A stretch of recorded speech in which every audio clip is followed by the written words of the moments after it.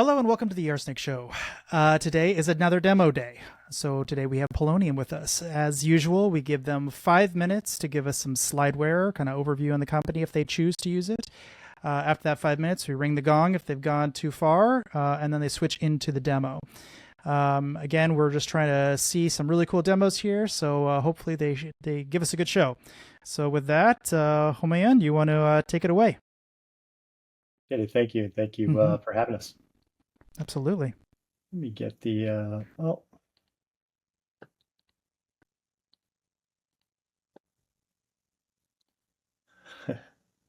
I'm having anxiety over the gong right now, so if I can get this going here. All right, here we go. Can you guys see that? Yes. Great.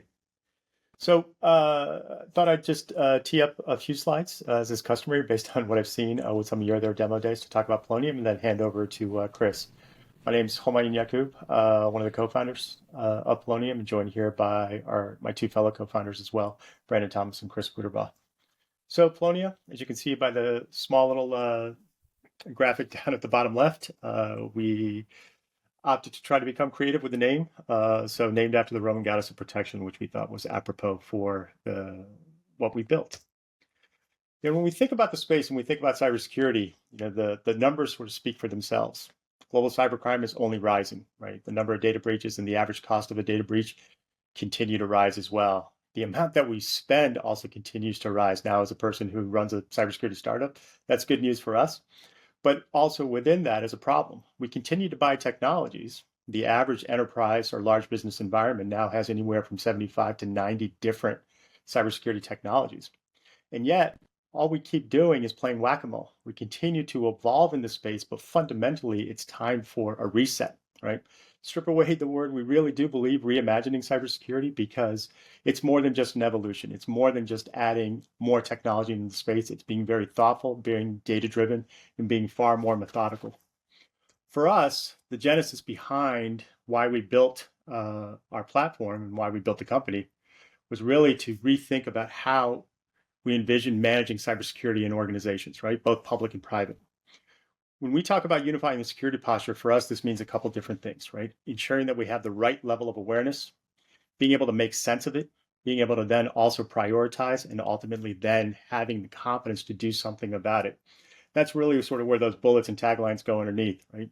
A lot of time, I think, we've had the pleasure of sitting on all sides of the security table. I've been a chief information security officer. I've been a head of data protection, head of risk management, head of compliance. And, we've spent a lot of time in the space talking and admiring the problem. In some cases, we have successes. In most cases, we also have a lot of failures as well. And that's because we have a very dynamic and evolving threat environment. But we need to move from that problem admiration to better understanding why it matters and really having better data-driven confidence to take a more thoughtful approach. So Pellonium Risk Intelligence, we'll go into the demo here shortly, really is an AI-powered unified security posture management platform that focuses on these 4 areas, right, which Chris will go into. Creating the right level of cyber risk awareness as the foundation. Being able to maximize our performance, both in terms of how we spend, as well as being able to be thoughtful about the technologies we already have in place. Being able to better prioritize, and then being able to articulate and defend value, right, for what we're doing. So we talk a lot about cyber risk being business risk, and yet there's not a lot of follow-up in that conversation. And so for us, being able to then tie to business risk and treat cyber risk as a true business risk is really the point of focus for us. So with that, I will pass it over to Chris.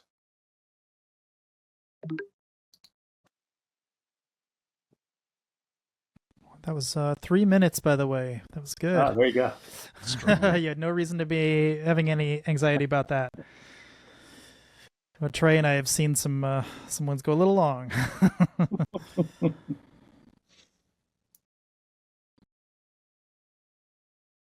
I think, Chris, you're on mute. Sorry about that. You're good now? Yeah. So I like to start out the demo just kind of with a brief primer that takes some of the context that Homayan provided and just kind of connects it to product capability. So Pellonium, as Homayan alluded to, unified security posture management platform. He kind of laid out those 4 different actions, whether it be risk awareness to optimization to prioritization and then also compliance as well. Each of those come in the form of a module within the platform. So we have various different modules that produce different data sets that are shared with each other for the sake of comprehensively managing risk across the digital ecosystem. And that first starts out with just general risk awareness. So there's a couple key problems and challenges that people run into when achieving general risk awareness within their environment. The first of all is just kind of the proliferation of technology and how disparate systems are, whether it be your cloud infrastructure, AWS, Google, SaaS applications, on-premise infrastructure, which some companies still do have, and then security tooling. So there's different capabilities that will focus on specific segments of that, but nothing that kind of brings that into a centralized repository to understand what the actual risk to the business is. So we will connect to a variety of technologies within the enterprise stack, consume data very briefly, we don't hang on to it forever, and then model risk according to what we call scenarios. And a scenario can be anything that ranges from a ransomware incident to a USB exfiltration incident to denial of service as well. They all carry different impact based off of the business context, which you can configure within the platform. But the end result for all of those is a likelihood of that event occurring and then the impact to the business if that were to occur within your environment. And when we talk about impact, really what we're talking about is the bottom line of the business. And we took a hard stance that we wanted to focus on a growth projection as kind of the primary variable for our financial algorithm, where you want to be in 12 months. And then we kind of sprinkle on a couple other assets on top of that, things you're investing in today that are supposed to have revenue augmentation over the next 12 months, and then instant recovery cost. Point being, we got that down to about 3 key variables. It's as simple as possible. It's a pretty easy to implement. It's not a excessive services engagement where you're working with us to figure out what those variables look like. We can also segment by business. So when you talk about risk across a business, nothing is ever global. There's a lot of nuance between different business entities, whether it be a business unit, geographical location. And within Pellonium, you can configure that and then model each of those entities individual of each other. So you're not stuck with just a global view. I can ask the question, what does risk look like within this business unit, and so on. And what that enables is a more fruitful conversation with the business unit executive leaders, the technology owners, and the conversation that's really contextualized to their business unit, not just at a global level. And you'll see that throughout the product. So risk awareness, Homeimmune throughout problem admiration, we love talking about that just because there's a lot of tendencies within the space to throw up visuals and not really get down to brass tacks in terms of what's causing that risk, what you can do about it, and then how's that prioritized.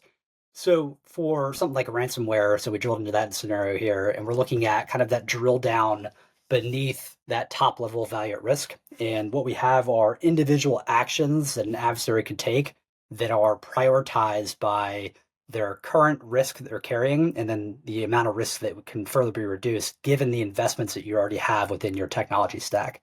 And that, again, could be something like your cloud provider, security tooling, SaaS applications. We're ingesting all these different knobs and levers to try to understand how they're interacting with each other. And just to give you a visual aid in terms of what that looks like, we're gaming out the entire scenario from that adversarial lens. If you kind of walk out a ransomware incident, it starts with an adversary first gaining access to your network, discovering some stuff, establishing privilege escalation, and then eventually encrypting a lot of your data. And each of those is basically just a logical gate that adversary needs to pass. And we're scoring each of those and then threading the needle to figure out what the ultimate likelihood is of that scenario in question. We can then get down into a pretty good level of fidelity, pointing to specific products and then configurations or policies that have a role within a spike in risk or also opportunity to reduce risk as well. So for any of the scenarios within the platform, if there's a change within the environment, we can drill into that specific change when it occurred, and then also the expected performance impact to that. So in this case, we're looking at a Microsoft 365 phishing policy that was set to an optimal state and slowly started to drift into a suboptimal state just from a response perspective.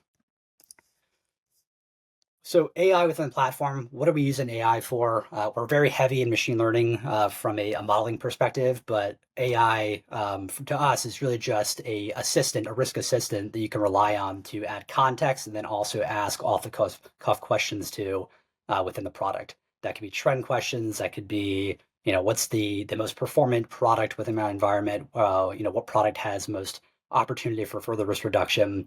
But it's just that interfacing for a lot of the risk data that we're presenting. We're trying to be as non-technical leaning as possible, meaning you could have someone that's mildly technical come to the platform and with AI really understand the risk within their business unit or the product that they own and then take action off of that. So that's risk awareness. Again, great visibility is great, but it's foundational. The next step is really starting to prioritize and then optimize your technology stack relative to that bottom line impact of business. Just before you go on, there's a framework, and I'm spacing on the name of it. I really wish I could remember. That does risk quantifications. It came out of academia. Talking Ferris? What's that? Ferris, FAIR. FAIR, thank you. Yes, FAIR methodology. One thing you said that I kind of want to spend just a second talking about is you said that this is like 3 key variables that allow you to key off of it. I think FAIR is something like, 100 variables. It's a large ontology, yeah. And that is actually the reason I've never seen FAIR actually successfully deployed. I mean, maybe in a microcosm, maybe a very small company or something, or maybe a subset or some group of machines, but never just like deployed everywhere in a company. So how do you feel like this is different? Yeah, so if you look at just the engagement required to get FAIR off the ground, it's a very heavy services engagement. One of our customers, they got basically 6 months is what they were estimating to get that off the ground. So I think that's kind of the first point of differentiation that we want to establish. Something that, while it requires financial input, it can be had within a conversation over an hour with your financial personnel within your company, not some type of lengthy engagement where you needed to have a round table of business executives try to understand that. So that's why we landed on that approach. And then also just talking with a lot of CFOs in the space, growth is very important. It's kind of the primary charter for a lot of businesses. So just sticking to that, there's actually a lot of value in that. And it also cultivates a larger conversation about contributions of your business unit and then risk to that contribution according to the various cyber risks that exist. So I think one of the things that FAIR got right, though, is the idea of if I spend a certain amount of money, I get a certain amount of return on marketing spend. Or at least that's the theory behind it. And one of the reasons I like that concept, despite the fact I think their methodology is academic and unlikely to be useful in production, is that it allows me to go into the CFO's office and say, hey, I'm going to spend $50,000. I'm going to solve $2 million worth of risk. So give me $50,000. And they're like, okay, let me see your math. But that's a much easier conversation than we have 3 SQL injection, 5 command injections, cross-site scripting, whatever. And they're like, this, and I want to change my grade from a B- to a B+. Like, you're not using words that the CFO understands. And the CFO is the real risk officer of the company in many ways. And so I really like moving in this direction to more a cash-based thinking, even if it's, all models are wrong, but some models are useful. I think this is one of those that could be extremely useful. Yeah. Sorry, go ahead, Amin.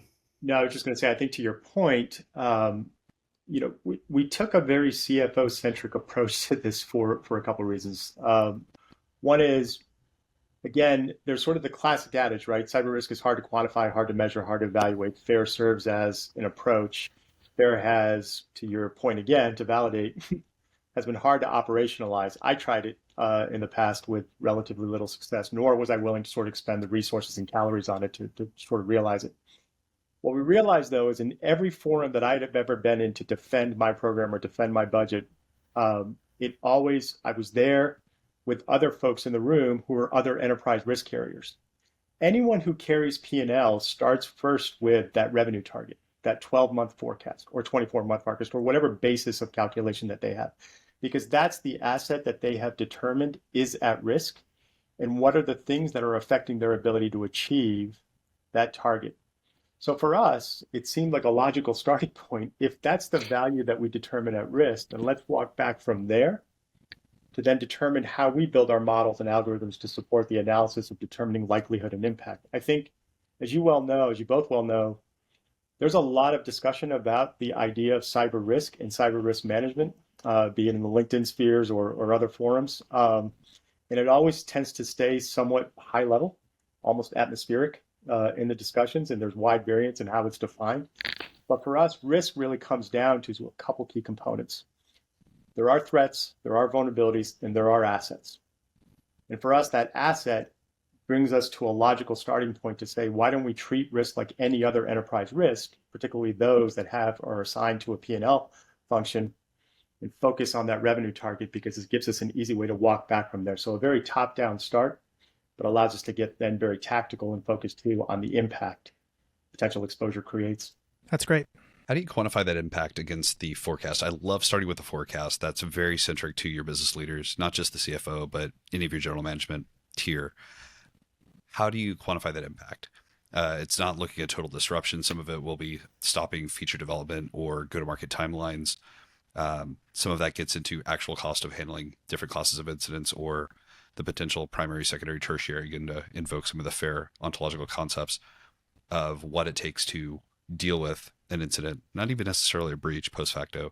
How do you think about taking or shaving down what percentage or damage from that value at risk based upon forecasting? Yeah, no, that's a great question. So I'll start, and then I think Brandon's chopping at the bit to chime in as well. So for us, we begin with exposure. And risk exposure for us, I think we want to foot stomp the idea that exposure is an opportunity space, right? There's an opportunity space that bounds the totality of likelihood. It's not a hard number. I would never sit here and say that we've got it down to an exact science where we can carry down to the last dollar and cent, but a directional level to determine exposure. And that opportunity space, what we're trying to ultimately figure out is in that exposure space, how much of that exposure can we actually buy down, right? So one method of buying down, of course, is just risk transfer, right? We can buy cyber insurance, we can push the burden of responsibility onto third-party vendors, so on and so forth. But for us, that exposure and opportunity space shows the potential impact through the calculations that this is what we are exposed to. And then based on the recommendations that we provide, the specific line items that we can take to further buy down risk. Some of them may make sense in that environment based on an organization's acceptance criteria and tolerance. Some of them may not, right? Or some of them may be just deemed acceptable, depending on the organization. And so that's where we start. We define that exposure and then determine the basis for providing recommendations to reduce that level of exposure.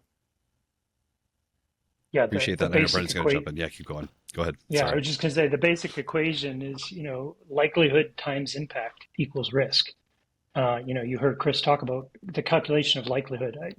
I say that simply. There's a lot more math and voodoo behind the scenes there. But when you just simply think about it at that more simplified level, it allows us, again, to deliver something quickly, effectively, and directionally that equips the folks to make decisions. And it also leverages a finance methodology. We've gone over this multiple times with multiple CFOs and others in that space. It passes muster. We're leveraging traditional finance methodologies, bringing that into this space to then, again, deliver this sort of decision-enabling capability.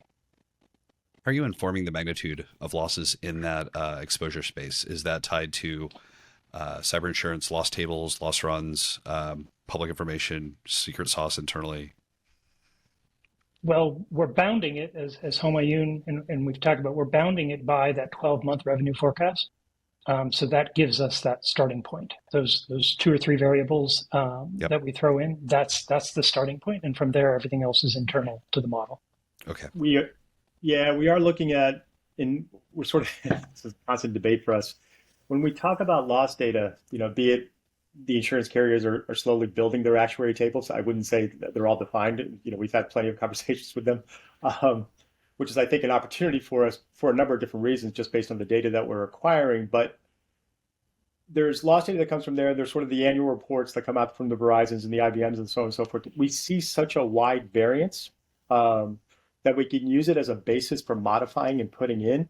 The United Healthcare looked very different from Clorox, looked very different from MGM, looked very different from sort of I can't even use the word because it's misleading to say average loss scenario event, right? Right.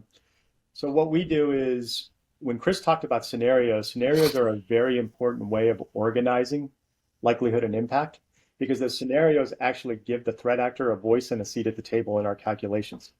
So it's not just identifying vulnerabilities for the sake of vulnerabilities to say, look, there's something wrong, go patch this, go turn this knob, go pull this lever, etc.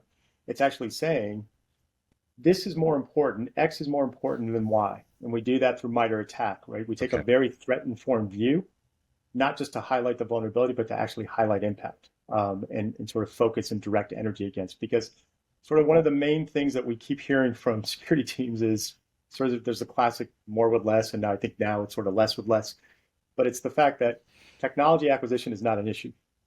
Getting more headcount is. So if I have a limited amount of headcount, how do I direct their energy for the biggest bang for the buck with respect to sort of where do I put their focus? And so likelihood and impact, to Brandon's point, really helps direct that focus. So to impact, I mean, the impact of some vulnerability on, some test server somewhere that has nothing on it at all compared to the production server that both have the exact same exploit is pretty substantially different. And so do you somehow take into account the importance of the asset to the environment, or how do you quantify that? Yeah, so we can via segmentation. You can basically define pockets of assets and then assign like an impact modifier to that, which then gets funneled into the algorithm. So that's gotten down to about 3 to 4 different knobs and levers, where you can codify a lot of that context within the platform. Got it. Okay, great. Sorry for derailing you. Yeah. No, sorry. Great conversation. So yeah, we're on awareness, excuse me. And now we're going to focus on kind of the next step, right? Which is first prioritizing and then doing something about it. So if you think about quantification, just in most general concept, where it struggled to date has been a fidelity, in terms of fidelity, right? Going from that value at risk down to product, down to actual policy or configuration item that can be implemented to reduce that risk. So that was kind of near and dear our heart early on within the development of Pellonium. We wanted to make sure that we always had that lineage from top level down to the atomic level.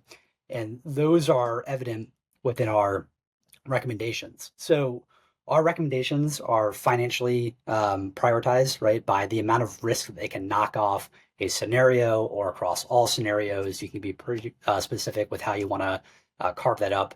But they point to individual things that you can do within a product, not a aggregate or volumetric recommendation where it's like, hey, you should invest 20% more within data protection, very specific things to consider. And what that enables is a easier pass off from decision maker to practitioner. That tends to be a gap within a lot of security tools, is the conversation is much more esoteric. And then you go to the practitioner and they're just like, I don't know what to do here. So within each of these configuration items, again, across all these different technologies that we're ingesting data from, we can start to describe their value at risk reduction, how much likelihood they would knock off, whether it be that one scenario or globally, and then basically provide you the ability to do some soft tasking around that. We're not fully autonomous yet. I say yet just because it's kind of a divisive subject in the sense where Pellonium will make these changes within your environment automatically. What we've landed on right now is basically just dropping you into the point of remediation. That way, it's just an easier pass off in terms of decision to enacting that change. So it's something like Microsoft, for example, will put you right in the console where that configuration gets changed for now. We've also wait, just to make sure I understand that. So your plan is to have auto remediation or some sort of point and click remediation function? It's gaining momentum. I think that's a kind of a pie in the sky idea. We are geared to do it. We have all the API integrations to do it. It's more so just finding a customer that's willing and wants to be a little bit more bleeding edge in that sense. Interesting. Well, at minimum, it seems like you'd be able to have a click this button to remediate button. Yep.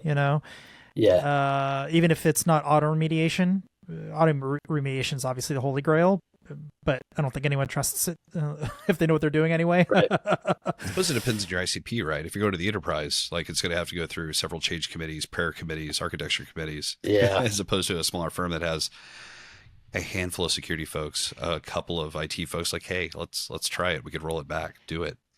Yeah, Yep. exactly. How many you can tell you with his experience from Wall Street, like even if there was a button that said make this change, there's going to have to be a work order created, and that change is going to have to be someone else outside of security that implements it. So yeah, there's a lot of value in that, but I think it kind of negates a certain ICP for sure. Yep. We built in a couple other workflows that really get into that proactive state of risk management. One of them is configuration drift monitoring. So what does that mean? It basically just means that there's a bunch of different things within your environment that are super critical from a risk perspective.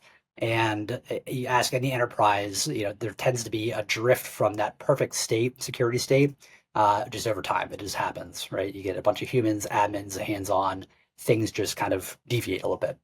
So Pellonium, if it's something that is super important to you, you can basically say, hey, I want you to watch this 24/7. And if it deviates from this state, send me a nice, beautiful notification saying, hey, this configuration changed. Here's the risk that was introduced. And then was it expected, yes or no? So we built in that workflow around it. Also, some feedback mechanisms as well. So there's a lot of context to consider within businesses. I don't think, to the point about being fully autonomous, there's not going to be a platform that truly understands every single bit of nuance within your business. Good example would be phishing control, right? Microsoft, Google, all the different cloud providers have a lot of functionality in this, but if you've invested 8 million in Proofpoint, odds are that you're going to do most of your phishing controls within Proofpoint. So if Pellonium's introducing a recommendation that says, hey, there's this great thing that you could be doing in Microsoft, think about it. You want the ability to say, hey, I don't want to concern about that, right? And that's an override or a silence. So you can say, I want to silence this because it's not relevant to our business, or override, I know that we're doing this, there's just some type of data gap. And that's not just cleaning up a list of recommendations, that's actually a feedback mechanism into the scoring model.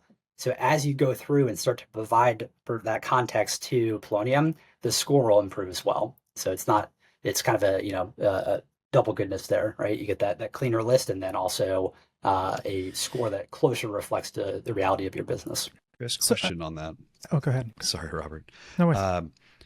I don't know that I would trust an analyst or mid-level employee to make these decisions that inform and change the scoring on the model. Some of this feeds back into the risk committee and the corporate governance, and Hamiyun would speak to in Wall Street. There needs to be a committee backing these decisions, a change record, some sort of ceremony around these types of things. How do you factor that back into that experience and that workflow? Yeah, it's permission based right now. So if it's a professional where you want them to have access to that product optimization data, but you don't want them to have final say in terms of silencing that, it's just a checkbox within our roles, our role-based access control. Not my place to recommend roadmap here, but having someone recommend this and it get picked up and prioritized for the risk committee meeting to talk through, like, hey, this has been recommended. Here's a series of things we're going to vote on, score on, add that ceremony process. This could actually automate a lot of that in terms of here's what we did in the risk committee. Here's where the registers evolved. Here's how scores have evolved based upon these treatment decisions, that sort of thing. Yeah, that's a really good point. There's a lot of good workflow feedback that we've gotten from the optimized Everyone's module. going to be unique on that. I'm very sorry. Yeah, exactly. That's the reason why. So we have to kind of find the common threads between a lot of them, and that has come up, kind of that recommendation or labeling something as a candidate for that risk conversation. Can we step back just a little bit? I don't understand how this data got in here in the first place. Do you have some integrations that we missed along the way? So, yeah, everything is point and click integration within the platform, configured with basically 3 to 4, average 3 to 4 variables within any of these connectors. So platform fully manages ingest. About every 30 minutes, it'll pull data from the previous 30 minutes, and then your scoring will be updated on the fly here. And that can range from things like the configuration schema to audit logs to policies. It really depends on the connector that we built out. What about connectors for, vulnerability management systems, or, a nucleus or something like that? Yeah, so general answer, this is always going to be a moving target. It's being entirely driven by customer demand right now. We're batting about a week to implement a new connector. The vulnerability management is definitely on our radar. There's some scoring modifications that we can do there just to make sure that we're really utilizing that vulnerability data. But the overall gate model. That's where the real money is. I mean, that's where, out of all the things you've done so far, that's the one that needs the most help. Because, I mean, I don't know if you've actually looked at these vuln assessment companies. They just, high, medium, and low, or they'll say like red, yellow, green, or critical. Like, what do these things even mean? And how you know that they don't mean anything is if I say I have 12 mediums, how many highs is that worth? And they can't do the math because it's not math. Right. And so I think you could do a lot to help them sort of triage their very, very useful but very poorly segmented data into buckets of monetary loss. Yeah, absolutely. Just let me clarify, like we do ingest vulnerability data from a variety of security products, but the kind of the dedicated vulnerability management tools, there's just a deeper integration to consider there. Which ones do you integrate with currently? We have Qualys, Tenable, okay, and then so the big ones. Okay. Yeah. Rapid7, I'm assuming, and a few others. Yep. Okay, great. So part of that risk conversation, we kind of talk about GRC. If you were to kind of walk out that acronym, risk is a big part of it. Within our platform, we will also technically validate controls across a variety of frameworks, whatever framework is applicable to your business. And we're doing a couple different things that are novel in that sense. We look at control maturity, not control completion, in terms of like, do you have this technology within your environment? A good example would be data loss prevention. So people will buy data loss prevention tools, an endpoint that gets installed in your laptop, and leave it in audit mode, right? A lot of people struggle to move beyond that, into that preventative state. Interesting. And you're really not accomplishing the spirit and nature of that control if you think about it, right? Installing audit mode is not enacting a data loss prevention capability, it's just giving you visibility. So Pellonium looks at what is that control doing relative to those risk scenarios, not just whether or not that data loss prevention technology exists within your environment. We still assign the classic control maturity statuses, which you can override if you want, but the path towards computing that is a little bit different. I could see this being both great and terrible for CISOs. Like it's great because they get runway to like actually go do the things they're supposed to do, and also terrible because it's basically, showing how little they've actually accomplished just by buying something off the shelf and leaving it in the hallway or whatever. Yeah. So we built in a couple basically mechanisms to combat that. First of all, we don't have to provide the compliance data. We can integrate with Adrata or Vanta and just consume that, and then have that be the compliance data set within the platform. And then also that feedback mechanism where you can override a control status. It's not black box in the sense where it's like Pellonium is saying this, and I have to find a way to work that in the conversation. You have the ability to provide that feedback across all these different frameworks. Well, I guess it depends on who your customer is. So maybe we talk about that for a second. Who is actually the one purchasing in this? Who do you expect to be using this on a daily basis? Yeah, so at the because at the enterprise level, it is the GRC teams. Right? They are ultimately the buyer. The broad economic buyer is the CISO. We built the capability for the security team writ large to be able to both manage up, which Chris will go into some of that functionality, as well as more effectively manage down. But given where risk typically sits within security, the GRC team is sort of where we're landing and where it's resonating. We'll start, our ICP was sort of initially built around the CISO and having those discussions. And very quickly, we've made that sort of pivot because it is, once we start speaking the language of risk, it moves to the GRC teams. And that's because the CISOs aren't fluent in the concept of... it's not that they aren't fluent. The day-to-day operational reality for all matter security risk management sort of The CISO's fall under triple that. booked, man. They're not living in a Yeah, the console. CISO's triple booked and compliance. It's interesting. You stay with the regulated industries, financial services, sort of compliance is both, you can fundamentally be dead in the water if you're not compliant. And so they carry a heavy stick. They also have sort of 3 layers of risk, so on and so forth. But it's also increasingly where the ERM tie-in and the overall sort of enterprise level functions are tying into security with respect to taking more of that dynamic model. And so that's why I think we're landing there as the primary end user and the primary buyer.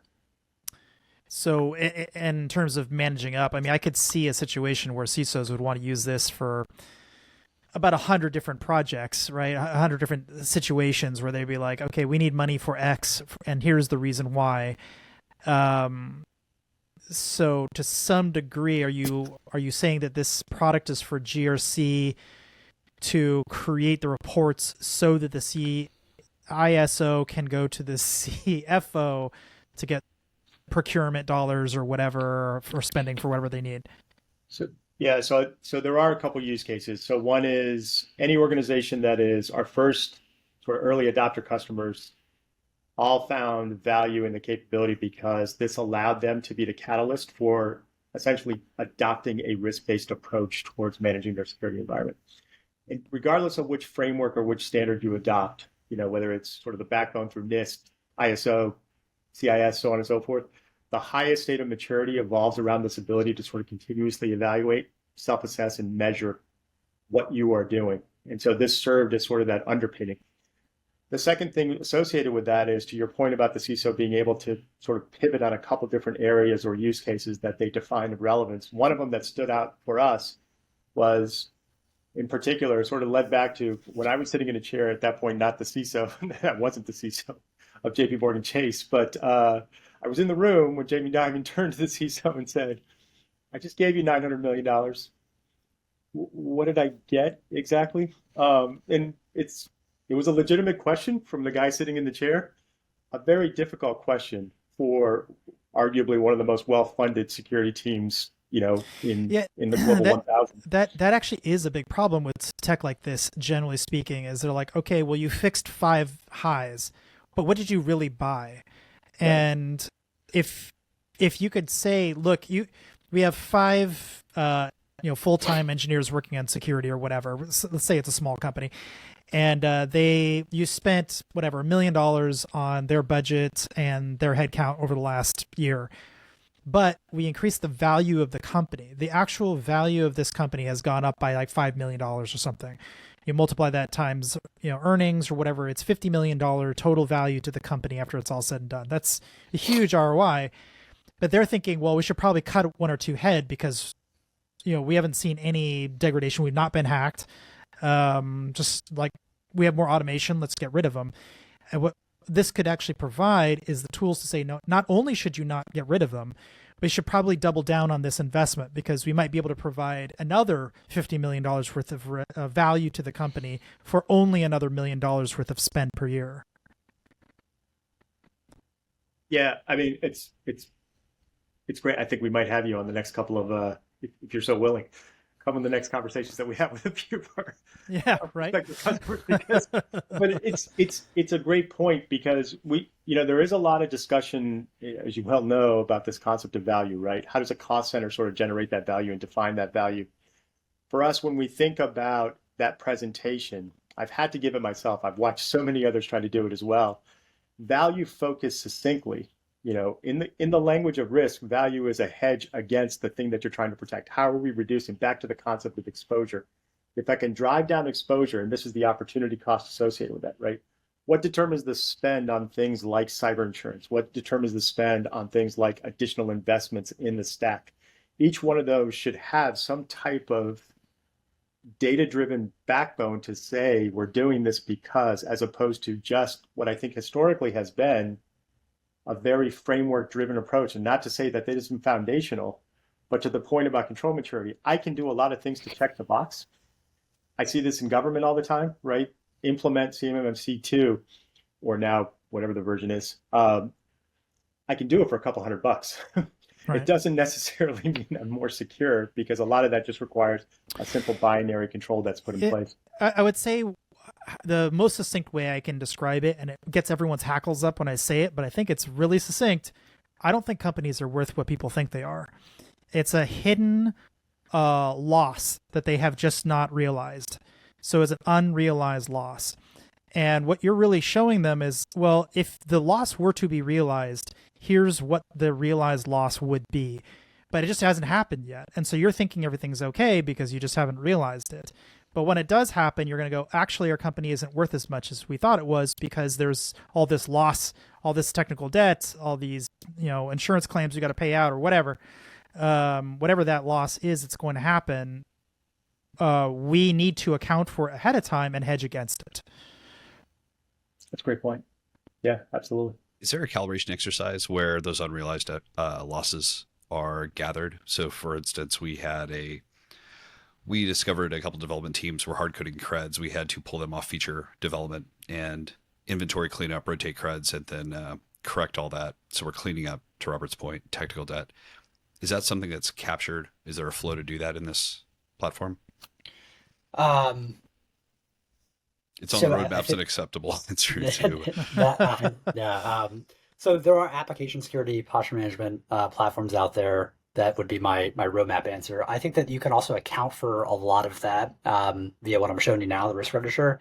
There are certain things that we could always technically derive, other things that require human context, like, for example, hard coding of passwords within code, and just knowing that exists, and then knowing the amount of time you're going to have to spend to rework that.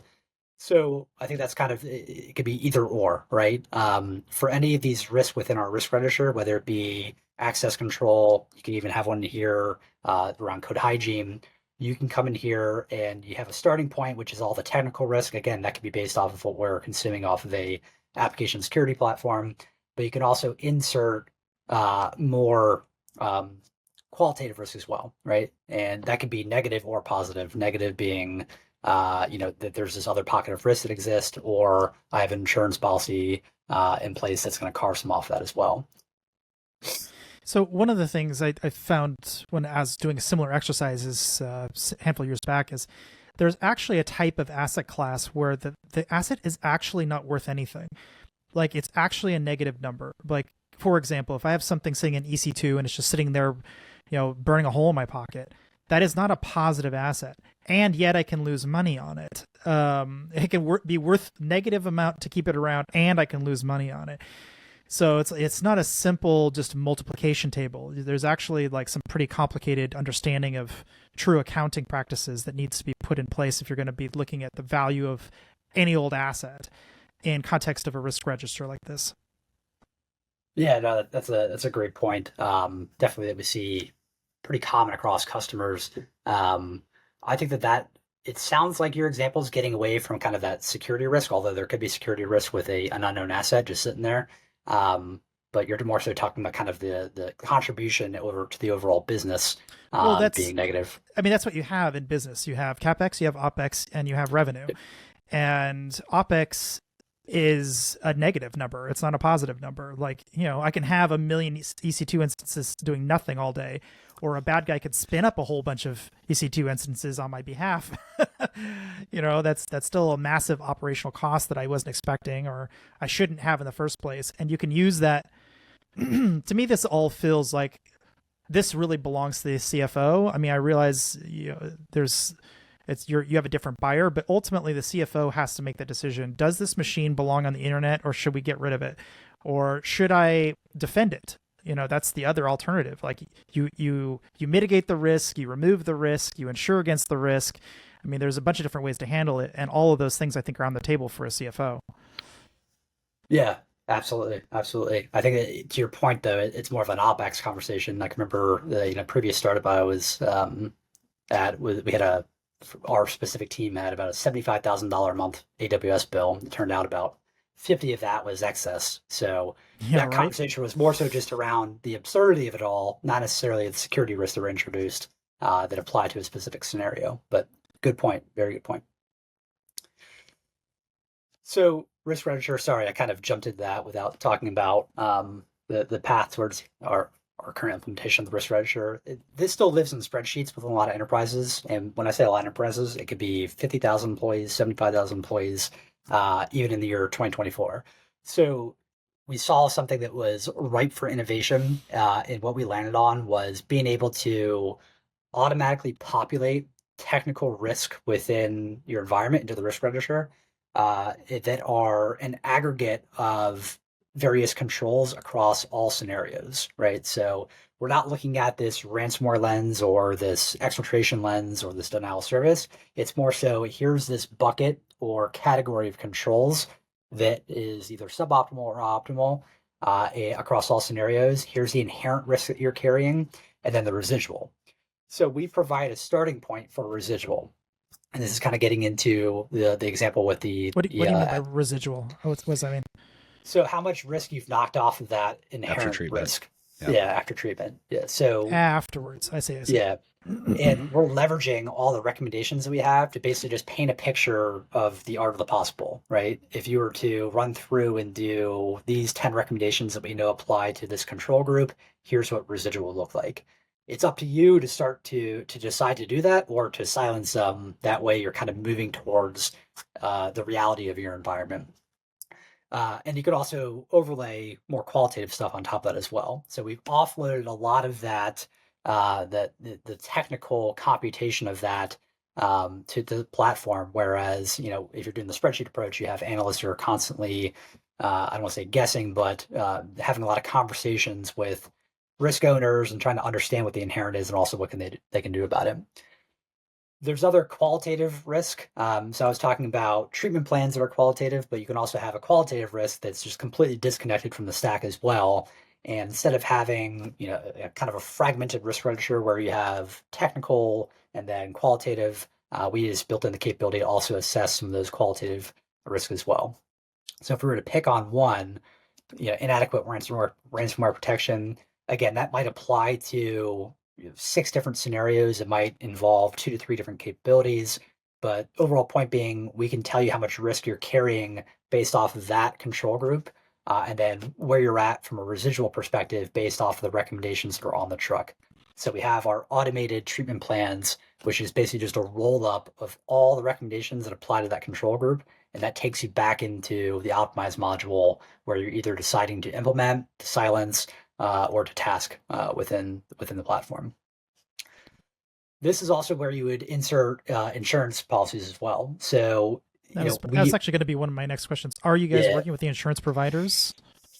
So we've had a number of conversations for sure. I think that where they're at right now is they're still, I don't want to say early on, but they're focused on the data. The data is probably the most valuable aspect of the platform to them. So I think that there's a deeper integration and workflow to be had there for sure. But I think this is going to take time to materialize over the next couple of quarters here. And those are the 4 modules. So, well, okay. So one of the questions I ask everybody is there a part of this system that you think you could warranty that it just works so well, or maybe already have a warranty or a really good SLA around, where you just believe it absolutely does as advertised, it works perfectly out of the box, you will not have problems with it, you get your money back if we fail, etc.?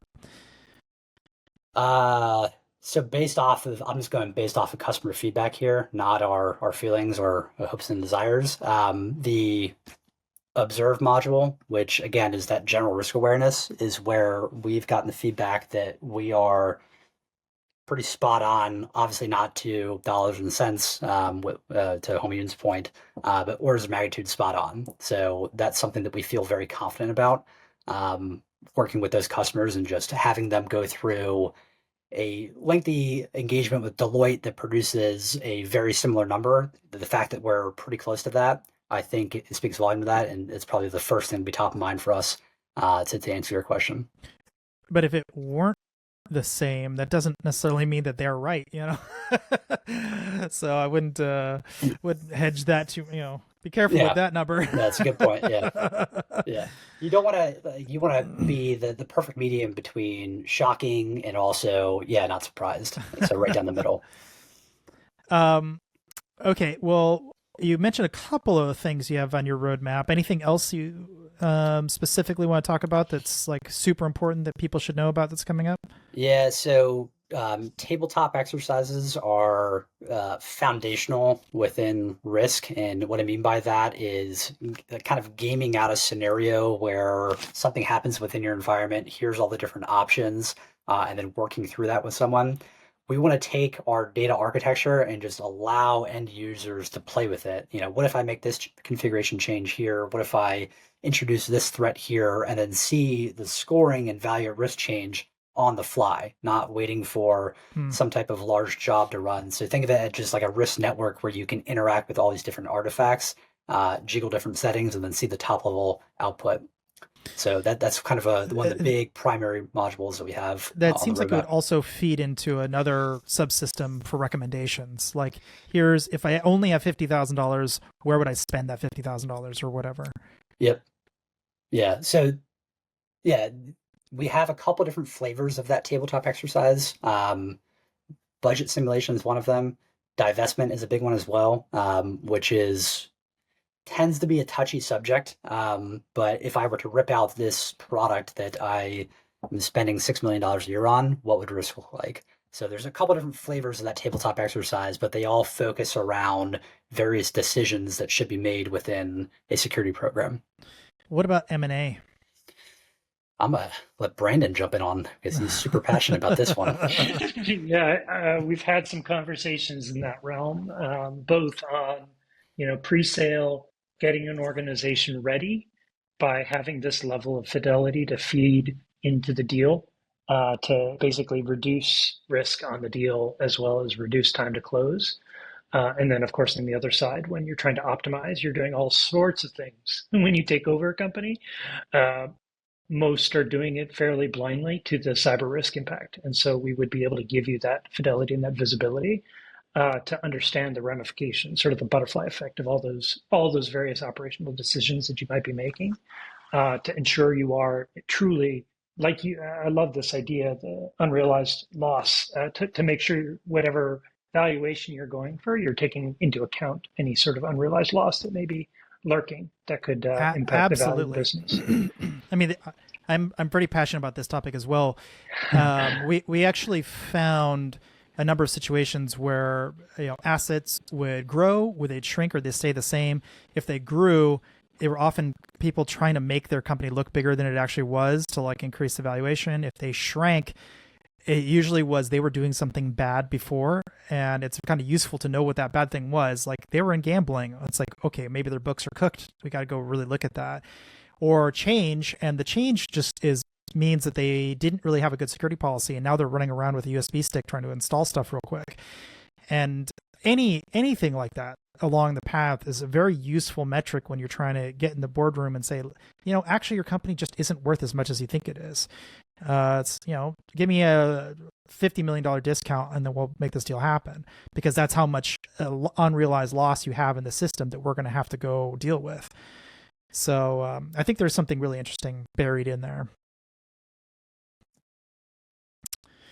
Okay, well, we got 5 minutes left. You guys want to say anything else? Let us know how to get in touch with you guys, how to get in touch with your company. Yep, absolutely. Let me pull that last slide back up again. Perfect. There we go. There you go. Short and sweet. So email address right there, as well as our website. And our website, we have the opportunity where folks can obviously fill out contact us, and we've got our Calendly linked in there as well, so we can set up time. But certainly appreciate the opportunity to do this. It's the first one that we've done, and appreciate the questions. The questions were good. The demo did very well. I was very happy with it's visually very interesting, and you guys did a great job. So, Trey, any last words? No, appreciate you gracefully handling us drilling in a whole bunch of risk philosophy and quant thinking, but I really appreciate it. Absolutely. Well, thanks you everybody. I really appreciate it. Appreciate it. Thanks, Robert. All right. Thanks, Trey. Take it, everybody. Bye.